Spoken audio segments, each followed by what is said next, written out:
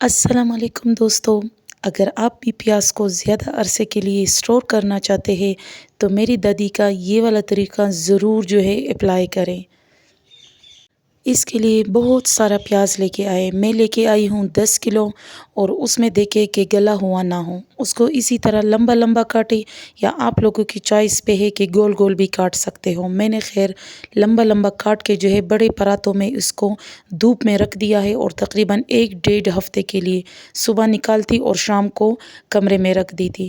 اسی طرح تقریباً 1-1.5 ہفتے کے اندر یہ بالکل خشک ہو جائیں گے۔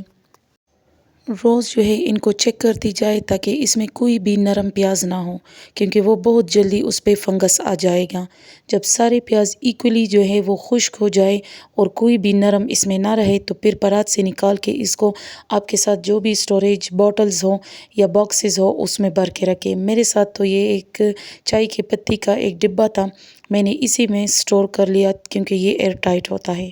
اگر ویڈیو اچھی لگی ہو تو لائک سبسکرائب کرنا مت بھولیے۔